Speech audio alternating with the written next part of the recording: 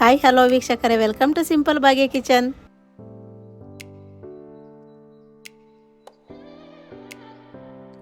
ಇವತ್ತು ನಾನು ಮಾಡ್ತಿರೋ ರೆಸಿಪಿ ಬಂದು ಕಾಯಿ ಬಜ್ಜಿ ಅಂತ. ಯಾವಾಗಲೂ ಒಂದೇ ಥರ ಸಾಂಬಾರು ಮಾಡಿ ತಿಂದು ಬೇಜಾರಾಗಿದ್ದರೆ ಅಂಥ ಟೈಮಲ್ಲಿ ಇಂಥ ಕಾಯಿ ಬಜ್ಜಿ ಮಾಡ್ಕೊಂಡು ತಿಂದರೆ ತುಂಬ ಚೆನ್ನಾಗಿರ್ತದೆ. ಮತ್ತು ಮಾಡೋದಕ್ಕೂ ಅಷ್ಟೇ ಈಸಿಯಾಗಿರ್ತದೆ, ತಿನ್ನೋದಕ್ಕೂ ಅಷ್ಟೇ ಟೇಸ್ಟಿಯಾಗಿರುತ್ತೆ. ತುಂಬ ಸುಲಭವಾದ ವಿಧಾನದಲ್ಲಿ ಕಾಯಿ ಬಜ್ಜಿ ಹೇಗೆ ಮಾಡೋದಂತ ನೋಡೋಣ ಬನ್ನಿ. ಒಂದು ಬೌಲು ಹಸಿ ತೆಂಗಿನಕಾಯಿ ತುರಿ, ಬೆಳ್ಳುಳ್ಳಿ, ಸಾಸಿವೆ, ಈರುಳ್ಳಿ, ಕೊತ್ತಂಬರಿ ಸೊಪ್ಪು, ಕಡಲೆಬೇಳೆ, ಜೀರಿಗೆ, ಕರಿಬೇವು, ಹಾಗೆ ಉಪ್ಪು. ಈಗ ಹೇಗೆ ಮಾಡೋದಂತ ನೋಡೋಣ ಬನ್ನಿ. ಒಂದು ಮಿಕ್ಸಿ ಜಾರ್ ತೊಗೊಂಡಿದ್ದೀನಿ, ಅದಕ್ಕೆ ನಾನು ತುರಿದಿಟ್ಕೊಂಡಂಥ ತೆಂಗಿನಕಾಯಿ ತುರಿ ಹಾಕ್ತಾಯಿದ್ದೀನಿ.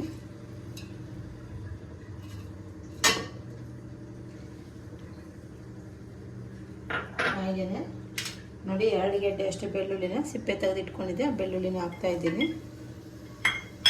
ಸ್ವಲ್ಪ ಕೊತ್ತಂಬರಿ ಸೊಪ್ಪು, 1 ಸ್ಪೂನು ಜೀರಿಗೆ ಹಾಕ್ತಾಯಿದ್ದೀನಿ.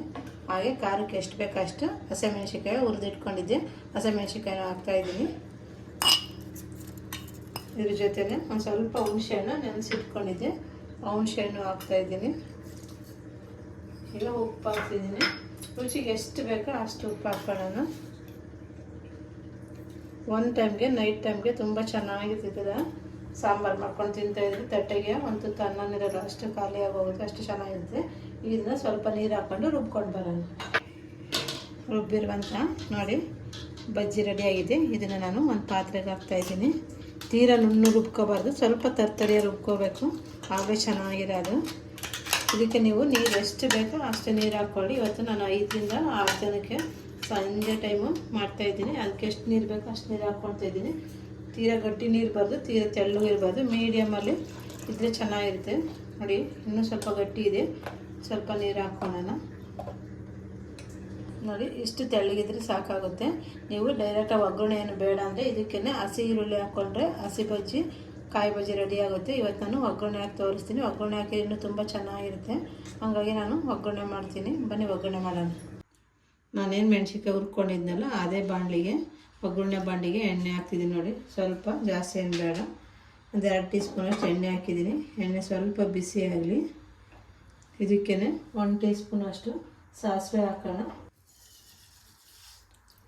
ಒಂದು ಅರ್ಧ ಟೀ ಸ್ಪೂನಷ್ಟು ಜೀರಿಗೆ ಹಾಕ್ತಾಯಿದ್ದೀನಿ.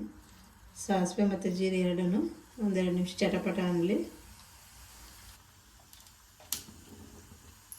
ನಾನು ತಗೊಂಡಂಥ 2 ಈರುಳ್ಳಿನ ಸಣ್ಣದಾಗಿ ಹೆಚ್ಚಿಟ್ಕೊಂಡಿದ್ದೆ, ಈರುಳ್ಳಿ ಹಾಕ್ತಾಯಿದ್ದೀನಿ.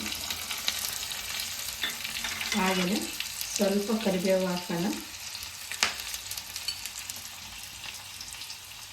ಎಲ್ಲನ ಮಿಕ್ಸ್ ಮಾಡೋಣ. ಎಲ್ಲನೂ ನೀಟಾಗಿ ಮಿಕ್ಸ್ ಮಾಡೋಣ. ಇದೇನು ಈರುಳ್ಳಿ ಜಾಸ್ತಿ ಹೊತ್ತೇನು ಬೇಯೋದೇನು ಬೇಕಾಗಿಲ್ಲ, ಒಗ್ಗರಣೆ ಫ್ರೈ ಆಗೋದೇನು ಬೇಕಾಗಿಲ್ಲ, ಜಸ್ಟ್ ಹಾಕಿದ್ರೆ ಸಾಕಾಗುತ್ತೆ. ನೋಡಿ, ಎಲ್ಲ ಮಿಕ್ಸ್ ಆಗಿದೆ. ಇದನ್ನೀಗ ನಾನು ಮಾಡಿದಂತಹ ಕಾಯಿ ಬಜ್ಜಿ ಜೊತೆ ಮಿಕ್ಸ್ ಮಾಡ್ತೀನಿ. ನಾನು ಅದೇ ಬಾಣಲಿಗೆ ಒಂದು 2 ಟೀ ಸ್ಪೂನಷ್ಟು ಕಡಲೆಬೇಳೆ ಹಾಕಿ ಅದನ್ನು ಫ್ರೈ ಮಾಡ್ಕೊತಾ ಇದ್ದೀನಿ. ನೀವು ಇಷ್ಟ ಇದ್ದರೆ ಕಡಲೆಬೇಳೆ ಹಾಕ್ಕೊಳ್ಳಿ, ಇದನ್ನು ಸ್ಕಿಪ್ ಮಾಡ್ಕೊಳ್ಳಿ. ಹಾಕ್ಕೊಂಡ್ರೆ ತುಂಬ ಚೆನ್ನಾಗಿರುತ್ತೆ, ಹಾಗಾಗಿ ನಾನು ಹಾಕ್ತಾಯಿದ್ದೀನಿ. ಕೆಲವೊಬ್ಬರು ಕಡಲೆಬೇಳೆ ಹಾಕ್ಕೊಳಲ್ಲ, ಗಟ್ಟಿಯಾಗಿ ಸಿಗುತ್ತೆ, ಕ್ರಿಸ್ಪಿಯಾಗಿರುತ್ತೆ ಅಂತ. ಕೆಲವೊಬ್ಬರು ಇಷ್ಟ ಆದ್ರೆ ಹಾಕ್ಕೊಳ್ತಾರೆ. ನಿಮ್ಗೆ ಇಷ್ಟ ಇದ್ದರೆ ಹಾಕ್ಕೊಳ್ಳಿ, ಇಲ್ಲಾಂದರೆ ಸ್ಕಿಪ್ ಮಾಡ್ಕೊಳ್ಳಿ. ನಾನು ಮಾಡಿರುವಂತಹ ಕಾಯಿ ಬಜ್ಜಿಗೆ ನೋಡಿ, ಕಡಲೆಬೇಳೆನ ಲಾಸ್ಟಲ್ಲಿ ನಾನು ಫ್ರೈ ಮಾಡ್ಕೊಂಡು ಹಾಕ್ತಾಯಿದ್ದೀನಿ. ತುಂಬ ಚೆನ್ನಾಗಿರುತ್ತೆ.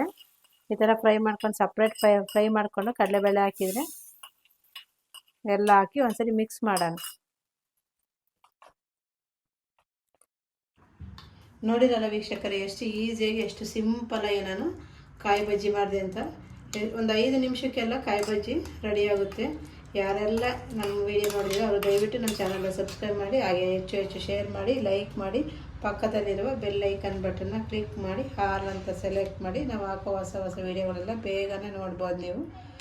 ನೆಕ್ಸ್ಟ್ ವಿಡಿಯೋದಲ್ಲಿ ಸಿಗೋಣ.